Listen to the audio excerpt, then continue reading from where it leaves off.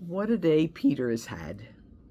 I imagine the scene of today's gospel with him standing on the shore, idly mending his nets, thinking about all that had happened in recent days, the arrest, the flogging, and reports from women of Jesus dying on the cross. Later, as they all gathered, terrified, in a locked room, suddenly Jesus was there with them, wishing them peace and reminding them of how much he loved them. But Peter couldn't feel that love. He couldn't even look Jesus in the eye. He was twisted with guilt and shame as he remembered that awful night, standing by the charcoal fire in the courtyard. The maid accusing Peter of being one of them, a follower of Jesus. And in a fury, Peter had raged at the maid, denying ever knowing Jesus. And then he sidled quietly to the edge of the crowd and disappeared into the darkness. Yesterday, Jesus spent the day on the shore distractedly mending nets. If only he could see Jesus, look into those familiar brown eyes, and speak to him as they had done so many times before. He could just talk with Jesus, things might be fixed. But after standing on the shore all day, he turns in frustration to what he knows best, and he announces, "I'm going fishing." The others, maybe relieved as something to do, pile into the boat with him. It was dusk. Turned out to be a long, fruitless night, and their boat was empty, as Peter felt, as they rowed back to the shore. Then a man standing in the still dark light of morning calls out and asks if they caught anything. The men simply called back no. The man responded, "Cast the net over the right side of the boat and you'll find something." As the men tossed their nets off to the right, Peter tried to remember something.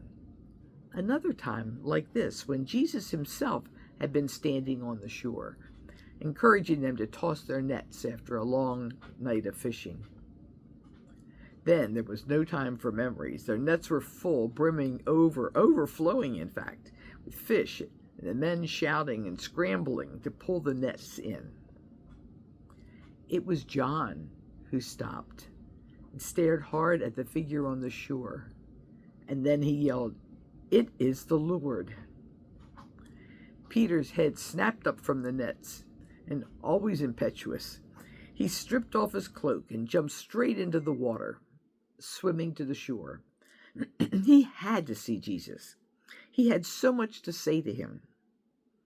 He reached the shore and pulled himself out, and then didn't know what to say. Jesus smiled affectionately at Peter and offered him breakfast, suggesting he bring some of the fish to the charcoal fire. It stung Peter as he thought of the charcoal fire from a few nights ago, when he had denied knowing Jesus. And now he stood before the warmth of Jesus, dripping and silent. Jesus had come to shower Peter with love and forgiveness, and to let him know that it was Peter's very humanity, his love and, yes, his enthusiastic bumbling at times, that made Peter, this flawed sinner, the right person to lead the group into the future. All of us may have at times maybe I think all of us have had times when we have felt estranged from Jesus. Our flaws and our busyness have kept us from prayer and conversation with him. And like Peter, we can be blind to Jesus' presence in our lives. But it's never too late to recognize the one who loves us endlessly, the one standing before us with open arms. We can peer out from Peter's boat through the dark of night and recognize that he is standing there, waiting for us, waiting to feed us. Today, in these post-Easter days, we can put down our fears and look to Jesus, who wants to welcome us back to shore with kindness, warmth, and breakfast, no matter how long we have been gone. Amen. Alleluia.